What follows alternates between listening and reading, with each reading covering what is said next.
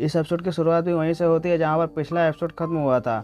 Merlin Alice को बचाने जा ही रहा होता है कि तभी विलेज चिफ मर्लिन से कहते हैं, मर्लिन और बर्फ का ड्रैगन कहाँ गया, क्या वो कभी वापस आएगा। विलेज चिफ की बातों को सुनने के बाद मर्लिन विलेज चिफ से कहता है, आप लोगों को चिंता करने की कोई ज़रूरत नहीं है, मैंने उस छिपकली को मार दिया है जिस वजह से ये सभी बर्फ गायब हो गई हैं। मर्लिन की बातों को सुनने के बाद गांव वालों की आंखें हैरानी के मारे फटी की फटी रह जाती है। गांव वालों की हैरानी को नज़रअंदाज करते हुए मर्लिन पास ही पड़ी हुई एलिस की तलवार को उठाते हुए विलेज चिफ से कहता है, मुझे एक मामले में आपकी मदद चाहिए। इस पर विलेज चिफ मर्लिन से कहते हैं, तुम हमारे रक्षक हो, इसीलिए हम अपनी पूरी ताकत लगाकर भी तुम्हारी मदद करेंगे। विलेज चिफ की बातों को सुनने के बाद मर्लिन तुरंत विलेज चिफ से कहता है, मुझे गांव का सबसे तेज घोड़ा उधार चाहिए।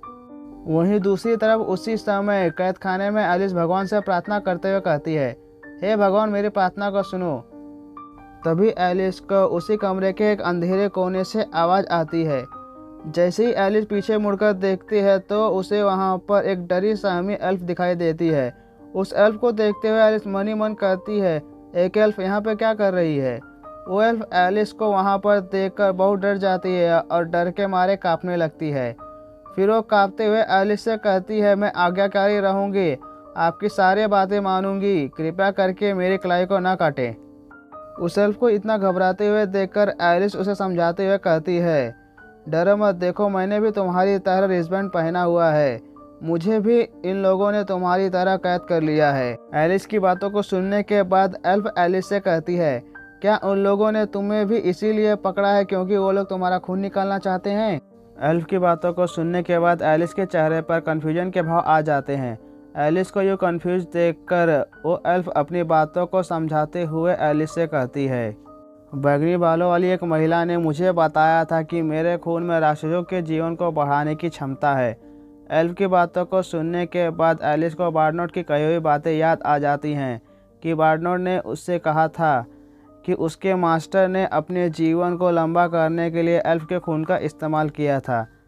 मुझे नहीं लगा था कि ये लोग अपने देश को फिर से खड़ा करने के लिए इस हद तक भी नीचे गिर सकते हैं। एलिस को गहरी सोच में गुम देखकर एल्फ कहती है, मेरे पिता मुझे लेकर बहुत चिंता कर रहे होंगे।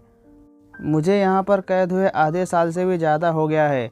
जब मैं यहाँ पर आई थी तो एक एल्फ का शरीर पूरी तरह से खून में लथपथ इसी जेल में पड़ा हुआ था। क्या मेरा भी अंजाम उसी एल्फ की तरह होगा। इस पर एलिस उसके कंधे पर हाथ रखकर उसे हौसला देते हुए कहती है, इसके बारे में तुम्हें चिंता करने की कोई ज़रूरत नहीं है, मुझे यहाँ पर एक बंधक के रूप में लाया गया है, इसीलिए मेरा साथी मुझे बचाने के लिए यहाँ आएगा। हम निश्चित रूप से एक साथ इस जगह से बचकर निकल जाएंगे। एलिस की बातों को सुनने के बाद एल्फ आशा भरी आंखों से एलिस को देखते हुए उससे कहती है, क्या सच में हमें यहाँ पर कोई बचाने के लिए आएगा। एल्फ के सवाल को सुनते ही एलिस मर्लिन की कई बातों को सोचने लगती है। मर्लिन की लालची नीयत के बारे में सोचते हुए एलिस अपनी ही बातों पर शक करते हुए एल्फ से कहती है, वो अभी भी मेरा नाम का पति है, इसीलिए वो हमें बचाने के लिए ज़रूर आएगा। उसी समय रेक्सम सिटी में रोशनी सो रही होती है और द विची बहुत सारी किताबें खोलकर उसमें कुछ ढूंढ रही होती है। तभी उस नर की चाबी से काला धुआं निकलने लगता है। चाबी से काला धुआं निकलते हुए देखकर द विची थोड़ी कंफ्यूज हो जाती है। फिर उसी चाबी पर एक मैजिक को कास्ट करती है। जैसे ही द विची उस चाबी पर मैजिक कास्ट कर लेती हैं, वैसे ही वो चाबी अपनी डरावनी आंखें खोलकर द विची को देखकर हंसने लगती है। तभी द विची के सामने का दृश्य चेंज हो जाता है। उसके चारों तरफ आग ही आग दिखने लगती है। वो एक ड्रैगन की बड़ी सी जलती हुई खोपड़ी को देखती है और उसके ऊपर एक लड़की हवा में खड़ी होती है जिसके चारों तरफ आग लगी होती है। फिर वो हंसते हुए कहती है, मैं अपनी आत्मा को सर्वशक्तिमान शैतान को समर्पित करती हूँ और नर्क की सेविका बनने की इच्छुक हूँ। मैं अपनी आत्मा को हमेशा के लिए अनंत आग में जलने देती हूँ। इतना कहते ही वो लाल बालों वाली लड़की पीछे मुड़ती है। उस लाल बालों वाली लड़की की शैतानी ताकत को देखकर द विची की आत्मा अंदर तक कांप जाती है, जिस वजह से चाबी जिस ट्यूब में रखी होती है वो ट्यूब गिरकर टूट जाता है। ट्यूब के टूटने की आवाज़ से रोशनी की नींद खुल जाती है। अपने नींद से बाहर आते हुए रोशनी द विची से कहती है, क्या हुआ है, कुछ हुआ है क्या?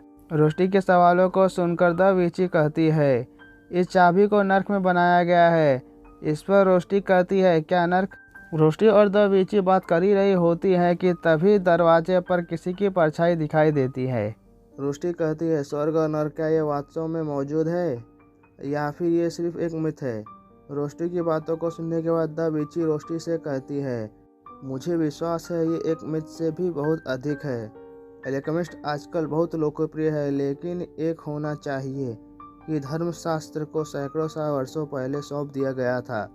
द विची की बातों को सुनने के बाद रोस्टी कहती है, जिस चाबी को एलिस ने हमें सौंपा था वो सिर्फ एक साधारण खजाने की चाबी नहीं है, यह उस खजाने से भी कई गुना कीमती है।